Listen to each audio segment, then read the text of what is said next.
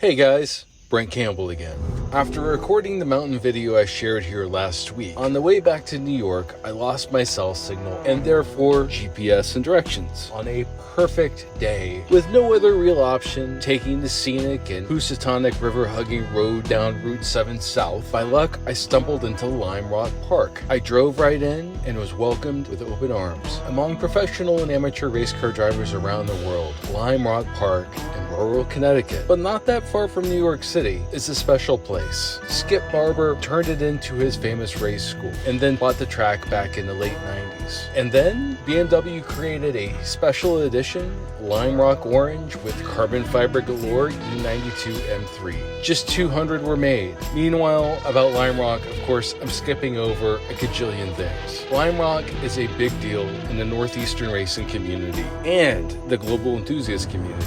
Turns out the PCA, Porsche Club of America, was holding one of their regular events there that day. I've been seeing special 911s and other Porsches along Route 7 on the way down, including a Carrera GT, and I'd wondered, truly, it's an electric feeling to drive in and feel the energy with those glorious engines roaring at high RPMs in every direction.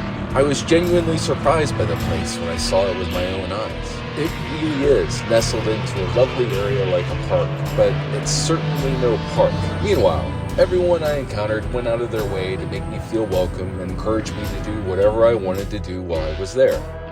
Good thing I had my drone and camera. Compared to tracks I visited, including a makeshift autocross track and a tornado-destroyed outlet shopping center in central Oklahoma, and later at my buddy's tracks outside Dallas in a place so flat and barren you could see the curvature of the earth.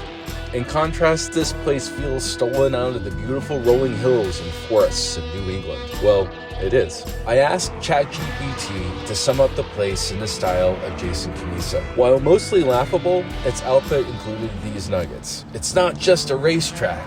It's a cathedral of speed, a haven for gearheads, and a playground for the brave. You see, Lime Rock Park isn't your average racetrack. It's a 1.5-mile roller coaster ride that'll make your heart sing, with elevation changes that'll give you an adrenaline rush, and corners that'll test the mettle of even the most seasoned drivers. This track is like a finely tuned symphony of horsepower and rubber. At the same time, I don't think they're wrong. Anytime you are in a track car, it's an insanely exhilarating experience that unfortunately you cannot capture on video. It just doesn't come through. The feeling of your body being thrown around, the G-forces, the sounds of the engine. It's such a visceral experience. So silly as those words are, they're not wrong. I was curious, what do those special edition cars go for versus the not that different E92 M3s? I guess we can't be too surprised that those cars now trade for big money now, when regular and nearly identical versus the run-of-the-mill E92 coupes. E92 M3s trade for much less, while non-M E92 3 Series trade for peanuts. Afterward, I stopped at Kent Falls Brewing, had a flight, and then stopped for a best in the world burger at the Blazer Pub along the way just south of the Connecticut border in Westchester County, New York. What a great day. I looked into track costs, and if you do it with a club, costs are a lot more manageable than the 4 figures you'll need to go to the BMW Performance Center in South Carolina.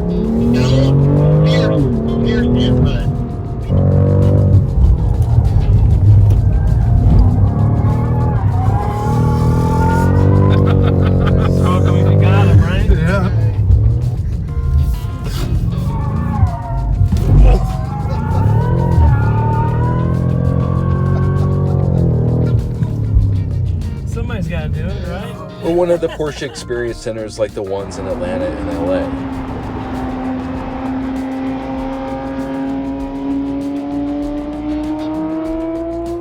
Yet, cars take a hell of a beating on the track, and keeping yours tip-top is an imperative.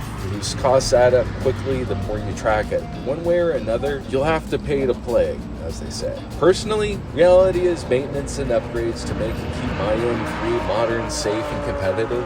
Upgrading the brakes would be key. Requires substantial ongoing investment. Maybe when the kids are out of college? I can tell you this right now, though. If I had 10 grand or so to incinerate every year, I can't think of a much better way to do it. Now, for real, I'll get to ownership costs next, which is sobering. Thanks for watching. See you next time.